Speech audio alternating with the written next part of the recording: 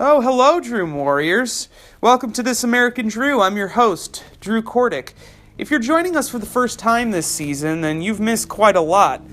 I came out of the closet, talked about my run-ins with the law and previous substance abuse issues, confronted my complicated feelings on parenthood, and, of course, my friend and co-worker, Julian Shine, was murdered by Ira Glass, the host of This American Life, only to return on Halloween night and visit me in the form of a flame. But you don't have to take my word for it. Just watch episodes 1 through 4.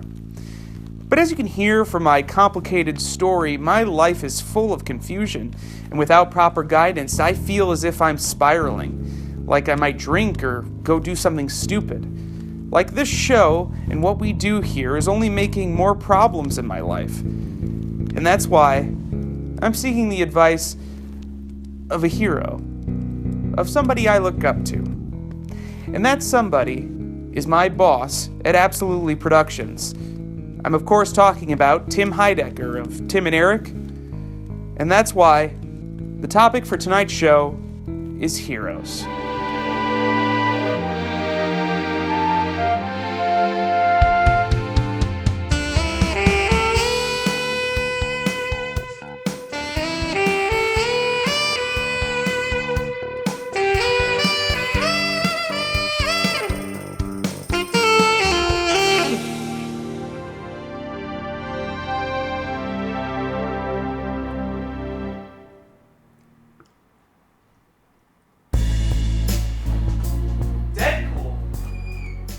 Spider-Man, Ant-Man, not all superheroes wear capes.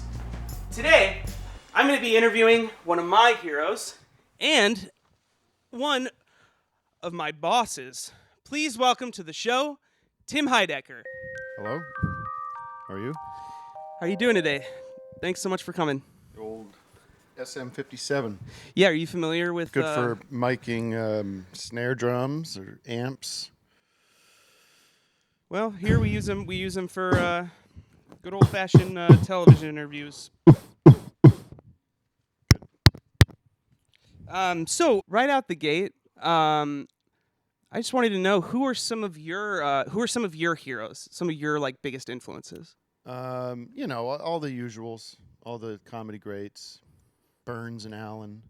You go back that far to... Back to Red Buttons, Red Skelton. That's so interesting because, like, I think of you as kind of like an alt comedy guy. You know, Yeah. like, The original alt comic. that's cool that you kind of, you go back to those roots. Marx Brothers, Stooges, Ritz Brothers, Zucker Brothers. You know, you look back at that old Zucker Brothers Dana stuff. Carvey. You go back and look at and Dana Carvey. You go back and like look at some of that stuff. I could Why do see you like get to have a windscreen on your mic? And because you're gonna get a lot of pop on this. so. We worked together on season. Well, I worked on your Yes. show. Like we didn't Didn't work, collaborate. no.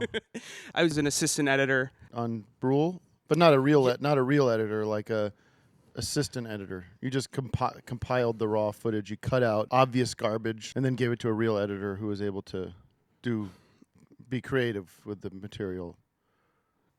I did a little bit of web content. Why not Eric and Tim? Like, does Eric ever get Who cares? mad? What is that? if That's you- we've been branded that way for 15 years now. What? I'm not asking you to change it. I'm No, just I know, but wondering if you like if It's a rhythmic. It's got a rhythmic quality. Tim and Eric. Eric You and get Tim, that? Eric and Tim, Eric and Tim. No, I that think didn't- I think that's that has not a ring the way too. it worked. Did it ever come up? Is what I'm asking. Like, did it ever? No, it come up never in the came room? up. Like, It never came up. Can you imagine caring about that? If you were either one of us? well, if I was either one, Imagine of you, Eric going, I just wish it was Eric and Tim. That would make me feel like that I was more represented as an equal partnership here. Yeah, I'm sorry. Excuse me. I gotta stay online. I love Awesome Show. I used to sit in my dorm room in college, and I'd smoke pot with my friends, and we'd watch. I think the first Awesome Show video I saw was the pizza delivery guy with David Cross. Okay. And I was like, what the fuck is it? Like, this is, Yeah. I've never seen anything like this. And then, after that, like Spaghetti and the do guy and stuff like that. And I've noticed in Awesome Show and just throughout the years that you guys do a lot of like dad humor. Uh-huh. Like, do you guys have dad We have dads. issues? Doesn't take a rocket scientist to figure out where we're coming from there. I never claimed to be a rocket scientist. I That's don't why even it really doesn't claim take to be. one. I know, but that's why you say that expression. Do you think I'll ever find my Eric? Don't look at me like that. It's gross. Sucks. It's a shitty way to look at someone. Anything else? I find myself working so much like on creative projects and stuff. My relationships and friendships suffer. Do you have that at all? Like, are you able to balance that at all? Yes. Okay. Absolutely. What do you do when you find yourself in a creative rut? I'll masturbate. Does that help? Because I usually find that distracts me even further. That's something to do. You were 27 when Tom Goes to the Mayor was on television. And I'll tell you, I remember Googling, because we were executive producers on the show. That was one of the titles. I was typing executive producers under 30. How many can there be? Yeah. Did you find the answer? I don't remember. Yeah. Coffee? Were you Now? That's what he's there for. He's doing a little comedy bit here with his running. I don't think we needed that. I already did the gag where I asked for coffee mid a sentence, but watch how he ruins the whole shtick. Well, he's not going to run back. Now he gets it. Chill. Just chill. Don't just play real. Play it real. Come on. Huh. There's so much to learn. Anything else? You were in the comedy. There's this scene, and I don't want to spoil it, but it's when you're on the boat. You're on the boat. Believe me, all 200 of your audience members have probably seen the comedy, so you're not spoiling anything.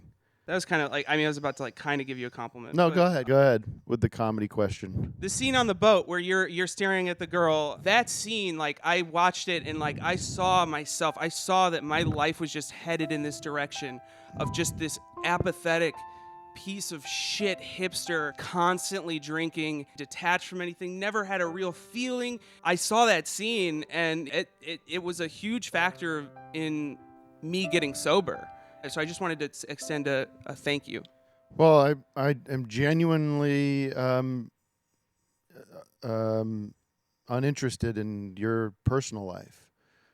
So when it comes to whether you drink or not, whatever works. Was Rick Alverson the director of the comedy? Did he have you in mind? I don't know. Probably not. No. Now, did somebody jump off a bridge because they watched that movie? We don't know. People go, "Oh, your work made such a difference, got me out of some bad times." So? Well, then I have to like cross off a couple other questions. No, go ahead. Well, no, there were a couple others that were kind of along that lines, and I feel like I'm kind of making myself vulnerable to you, which I've never done before. Really, you don't know anything about my personal life. Now I know too much. Yeah. This is who I am. I don't know. You got a lot going on with the silly watch and the comedy hat and the jacket, the birds on it, the eagles. It's a little affected. The American flag. It's all very first draft. So you think like if I just worked a little bit harder, it'd meet like your push it a little bit. expectations? Push things forward. And get to that next level. How can I be cutting edge? You don't. Well, if you start worrying about how to be cutting edge, that's your first problem. Are you afraid of losing your edge? What am I in a LCD sound system song? This is the thing. I don't think about these things. cool relevance. But did you ever? I mean, like, I'm in my late 20s. I'm like 27. It's like I'm either at a point where it's like I joined the 27 club, Right. you know, or I make Tom Goes to the Mayor. See, you're a guy. Your angle is full self revelation. You're an open book. Okay. Which is not what we do. We were more about closed off. Yeah. You don't know who we are.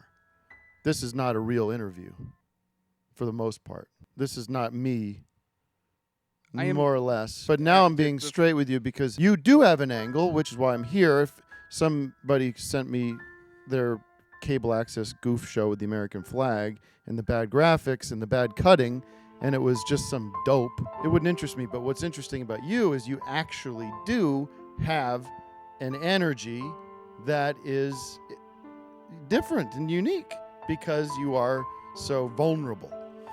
So that's the trajectory you should go on. And your audience, if you ever find one, is interested in you because they're sympathetic to you. Now, that's if you're asking me for advice, it would be follow that wherever it leads. Wow. Well, thank you. That's It's just for the record, it's Saturday morning. I could be with my family right now. Well, and we kind of accommodated you. We don't usually shoot in the mornings. Okay. Good luck.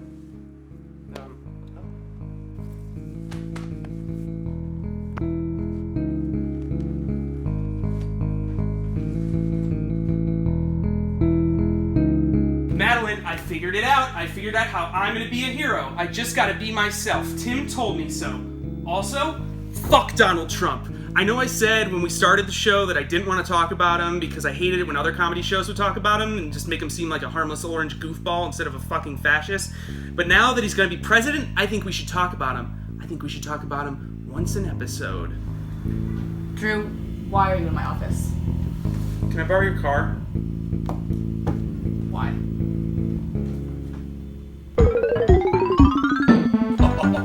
Can I come? No. You need to stay here and learn how to not run like a goofball. Okay. As we drove through the desert, through a part of California that was happy after the events on November 8th, I felt a sense of calm as I remembered the words of the wise hero that I had spoken to in the studio. Push it a little bit. Push things forward. I wish I could swim Get to that next level. So much to learn. like the dolphins. We've got a lot going on with the American flag. Like dolphins can swim It's all very first draft. for nothing. What's interesting about you is you have an energy that is different and unique because you are so vulnerable. Your audience, if you ever find one, is interested in you because they're sympathetic to you. I can't remember.